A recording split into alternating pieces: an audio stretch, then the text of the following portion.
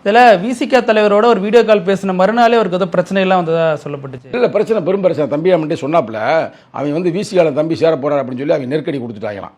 பெரிய சிக்கல். அப்புறம் நாங்கள் போய் சொல்லிட்டோம், இங்கே தம்பி நாங்கள் வந்து அரசியல் கூப்பிட்றதுக்கு அரசியலுக்கு வரல, நான் ஒரு அண்ணன் தம்பி உறவோட தான் வந்திருக்கிறேன். ஒரு தம்பிக்கு ஒரு பிரச்சனை அண்ணன் வருவான்ல, அது மாதிரி பெரிய அண்ணன் அங்கே இருக்கிறாரு, சின்ன அண்ணன் என்னை அனுப்பியிருக்கிறாரு தம்பியை பார்க்க. அவ்வளோதான் மேட்ரு, வேற ஒன்றும் இல்லை. என்ன நெருக்கடி? யார் அந்த நெருக்கடி? நெருக்கடி இல்லை, அங்கே தான் சங்கிப்பயில கொடுத்துருக்குறாங்க, கம்யூனிஸ்ட் கொடுத்துருக்கு அது தம்பியை ஒத்துக்கிறாருல்ல. கம்யூனிஸ்ட் எதிர்ப்பா இருக்காங்க. ஆமாம் ஆமாம், அவங்களுக்கு எதிர்ப்பு தானே. திடீர்னு ஒரு தம்பி வர்றான்ல, அவன் பாரு டக்குன்னு வந்து பெரியாரை பத்தி பேசுறேன், அங்க போய் புரட்சி அம்பேத்கரை பத்தி பேசுறேன், நாராயண குருவை பத்தி பேசுறேன், ஐயங்காளையை பற்றி பேசுறேன். அவங்க கதி கலங்கி போயிட்டாங்க. டேய் என்னங்கடா அது இப்படி தம்பி பேசிக்கிறேன், மார்க்ஸை பத்தி பேசுறேன், பாட்டில் அடிக்கிறேன். அவன் வெறும் சாதி பிரச்சனை மட்டும் பேசினா பிரச்சனை இல்லை, வெறும் ஈழ பிரச்சனை மட்டும் பேசினா பிரச்சனை இல்லை, தம்பி உலக அரசியல் பேசுறேன். டே பாலஸ்தீன வந்து அங்கே மக்கள் ஒடுக்கப்படுகிறார்கள் பேசுறேன், அங்கே வந்து ஸ்ரீலங்காவில் வந்து பௌத்தம்ன்ற பேரில் மக்கள் அழிக்கப்படுகிறான்னு பேசுறேன். அமெரிக்கா ஏகாதிபத்தியத்தை எடுத்து பேசுறாப்புல, அமெரிக்காவில் வந்து அங்கே கருப்பின மக்கள் நசுக்கப்படுகிறார்கள் அப்படின்னு பாடுறேன்.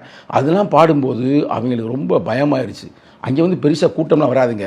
ஒரு எம்எல்ஏ போனாலே சைக்கிளில் போவார், ஒரு முதல்வர் போனாலே சாதாரணமாக ஒரு வண்டி போகும். ஆனால் இந்த பையனுக்கு வந்து கூட்டம் எங்கிட்ட இருந்து வருதுன்னு எங்களுக்கே தெரியல. இங்கே பாருங்கள், சின்ன குழந்தை வந்து ரசிகராக இருக்காங்க, வயது முதிர்ந்தவங்களும் இருக்கிறாங்க. நான் பேசிகிட்டே இருக்கும்போது எனக்கு இப்படி ஃபோன் வந்துருச்சு, எங்கள் அம்மா ஃபோனு.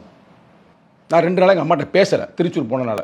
அம்மா நான் வந்து திருச்சூரில் இருக்கிறேன், ஏன்டா திருச்சூருக்கு ஏன்டா போனேன் அப்படின்னு கேட்குறாங்க. இப்படி மேடனை பார்க்க வந்திருக்கிறேன், அப்புறம் நான் உங்களுக்கு கூப்பிட்றேன்னு. வேடனா அப்படின்றாங்க எங்கள் அம்மா. என்ன வேடனா? எங்கள் அம்மாவுக்கு 85 வயசுங்க.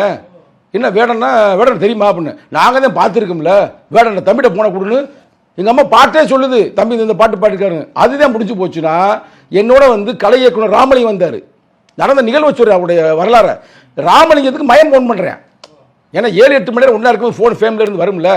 அவன் சின்ன பையன், பள்ளிக்கூடத்தை படிச்சுக்கிருக்கேன். எங்கேப்பா இருக்கிற, ஏப்பா வரல வீட்டுக்கு 2 நாள் ஆளை காணா அப்படின்னு. ஏன்னா நாங்கள் வந்து 4 நாளாக வந்து திருச்சியில் இருக்கிறோம், ஏன்னா அந்த வாகன ஊர்தி செய்கிறதுக்கு. அப்படியே நாங்கள் திருச்சூர் போயிட்டோமா. அவன்கிட்ட சொன்னேன், வேடனை கூட ஃபோனை. அவன் வீடியோ லைவில் பேசுகிறேன்.